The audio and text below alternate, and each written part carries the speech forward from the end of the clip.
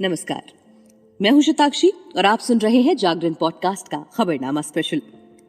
दिल से निकलेगी न मर कर भी वतन की उल्फत, मेरी मिट्टी से भी खुशबुए वफा आएगी। लालचंद फलक के इस शेर को पढ़कर मुझे कारगिल में शहीद हुए वो भारतीय सैनिक याद आ गए जिन्होंने देश की मिट्टी के लिए अपनी जान कुर्बान कर दी, लेकिन जमीन का एक कतरा भी किसी और के हाथों नहीं आने दिया। भारतीय इतिहास में 26 जुलाई बहुत ही गर्व का दिन होता है। इसी दिन भारत ने टाइगर हिल पर भारतीय झंडा लहराकर पाकिस्तान को धूल चटा दी थी। इस दिन देश के उन वीर जवानों के बलिदान को याद किया जाता है जिन्होंने बिना किसी की परवाह किए अपनी जान की बाजी लगा दी थी। इतना ही नहीं बल्कि 60 दिनों तक चले इस युद्ध में न जाने कितने ही जाबाजों ने अपनी बहादुरी और साहस का प्रदर्शन करते हुए दुश्मनों की सेना का डटकर सामना किया। ये कारगिल युद्ध के नायकों की बहादुरी और वीरता को भी श्रद्धांजलि देता है जिन्होंने भारी कीमत चुकाने के बावजूद ऑपरेशन विजय का नेतृत्व किया, जिससे भारतीय सशस्त्र बलों को जीत मिली। आज खबरनामा के इस खास एपिसोड में आपको कारगिल युद्ध की कुछ इनसाइड स्टोरी बताएंगे, लेकिन आज की शुरुआत उस इंसान के शब्दों के नाम जिन्होंने खुद उस लम्हे को जिया है। हम बात कर रहे हैं आर्मी वेटरन उमंग कोहली की। ऐसी बहादुरी कि आप अब विश्वास नहीं कर सकते हैं किस तरह की बहादुरी नए जवानों ने, जो जस्ट अभी जो है जवान और जो ऑफिसर्स जस्ट अभी रिक्रूट होके कमीशन होके आए थे, उन्होंने ऐसी बहादुरी दिखाई कि दुश्मन के छक्के छुड़ा दिए। कारगिल ने नए ब्रीड ऑफ हीरोज प्रोड्यूस कर दिए। वो हीरोज रियल लाइफ हीरोज थे, not real life heroes. Vikram Batra, ये दिल मांगे मोर, मनोज कुमार पांडे ने बताया कि किस तरह से हमारे शहीदों की जो अस्थियां हैं, हमारे जो पुरखों के मंदिर हैं, वो कितने कीमती हैं, जान से ज्यादा कीमती हैं। 26 जुलाई ये वही तारीख है जिसे भारत अपनी विजय और पाकिस्तान अपनी पराजय के लिए कभी भूल नहीं पाएगा। भारतीय क्षेत्र में कारगिल की पहाड़ियों पर कब्जा करके 16,000 फीट की ऊंचाई पर बैठा दुश्मन सैनिक बेफिक्र बैठा था, लेकिन भारतीय जवानों के जोश जुनून और देशभक्ति के आगे ना तो 16,000 फीट ऊंची पहाड़ी टिकी और ना ही -10 डिग्री का पारा। लेकिन 3 महीने चली जंग के बाद 26 जुलाई 1999 को उन्हीं पहाड़ियों पर तिरंगे झंडे के साथ भारत माता की जय के नारे गूंज रहे थे। हर साल 26 जुलाई को पूरे देश में कारगिल विजय दिवस मनाया जाता है। कारगिल विजय दिवस भारतीय सेना के साहस, पराक्रम और शौर्य का प्रतीक है। ये दिन पाकिस्तान के खिलाफ लड़े गए कारगिल युद्ध में भारतीय सशस्त्र बलों की जीत का जश्न का दिन है।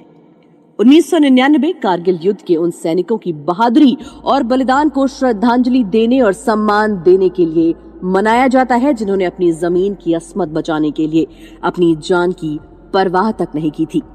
युद्ध के दौरान हुए ऑपरेशन को ऑपरेशन विजय के नाम से भी जाना जाता है और इस गौरवशाली विजय की तारीख को कारगिल विजय दिवस के रूप में मनाया जाता है। इस साल कारगिल विजय दिवस की 24वीं वर्षगांठ मनाई जा रही है। मई 1999 इस महीने में पाकिस्तान ने भारतीय क्षेत्र पर कब्जा करने की कोशिश की थी। पाकिस्तानी सैनिकों ने तत्कालीन जम्मू कश्मीर के कारगिल जिले में भारतीय क्षेत्र में घुसपैठ की। 3 मई 1999 को स्थानीय चरवाहों ने पहली घुसपैठ की सूचना दी। 8 मई 1999 को भारतीय सेना ने ऑपरेशन विजय शुरू किया। ऑपरेशन विजय का लक्ष्य एलओसी के साथ भारतीय क्षेत्र पर कब्जा करना था, जिस पर पाकिस्तानी घुसपैठियों ने कब्जा कर लिया था। भारतीय वायुसेना ने भारतीय सेना का समर्थन करने के लिए ऑपरेशन सफेद सागर के तहत 26 मई को हवाई हमला किया। 26 जुलाई 1999 को भारतीय सेना ने कारगिल में पाकिस्तानी घुसपैठियों द्वारा कब्जा कर ली गई सभी सैन्य चौकियों पर कब्जा करने के बाद ऑपरेशन विजय को सफल घोषित कर दिया। इस युद्ध में भारत के 527 वीर जवान शहीद हुए थे, 1363 जवान घायल हुए थे, वहीं 700 से ज्यादा पाकिस्तानी सैनिकों की मौत हो गई थी।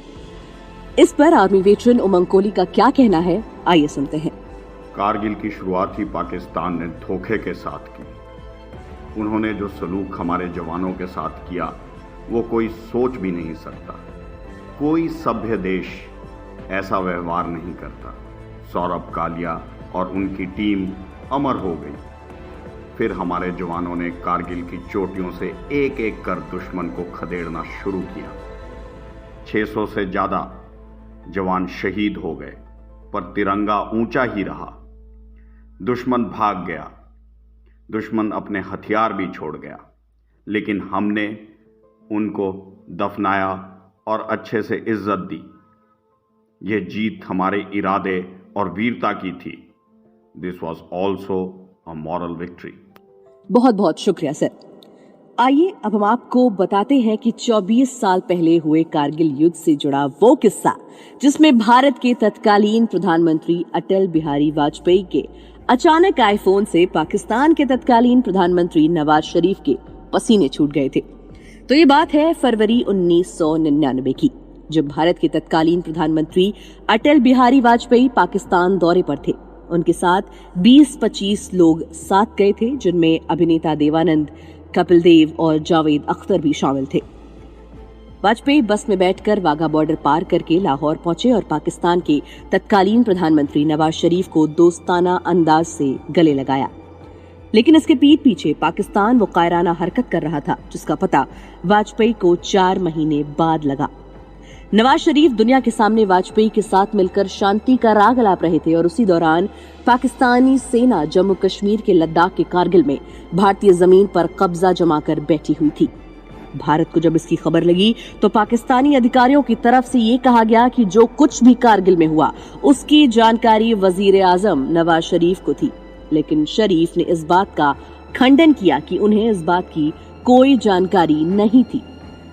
अपनी ऑफिशियल बायोग्राफी गद्दार कौन, नवाज शरीफ की कहानी उनकी जुबानी किताब में नवाज शरीफ ने कारगिल युद्ध के समय वाजपेयी के उस फोन कॉल का जिक्र किया है जिससे खुद पाकिस्तान के वजीर आजम थर्रा गए थे।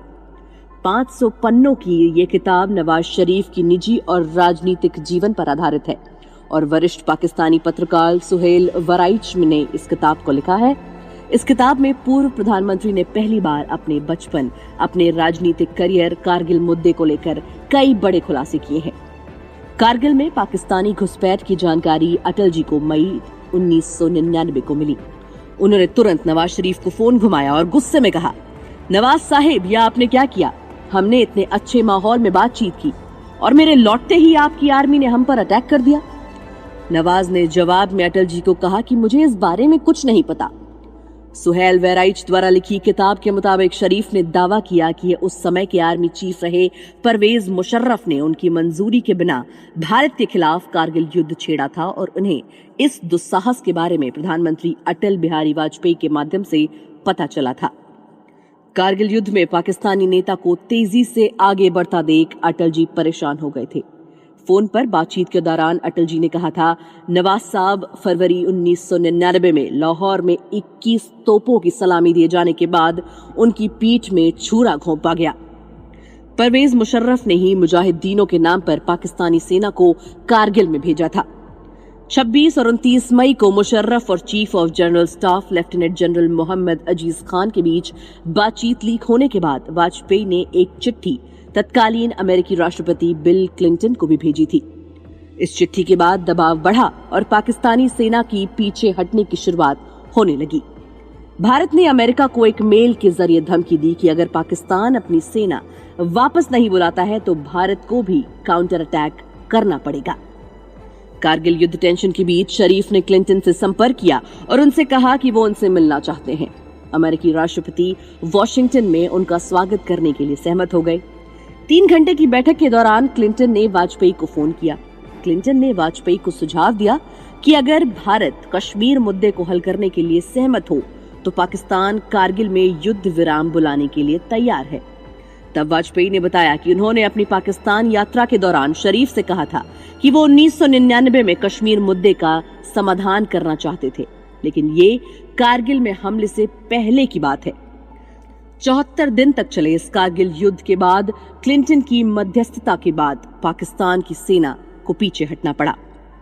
संसद में एक भाषण के दौरान अटल जी ने कारगिल युद्ध का जिक्र एक कविता के जरिए किया था, जिसकी पंक्तियां मैं आज आपको पढ़कर सुनाऊंगी।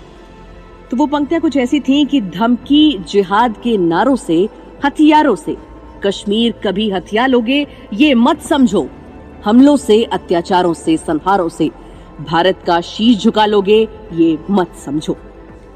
तो दोस्तों, इसी के साथ हमें दीजिए इजाजत। मिलते हैं आपसे अगले एपिसोड में। देश और दुनिया की तमाम खबरों से जुड़े रहने के लिए सुनते रहिए जागरण खबरनामा।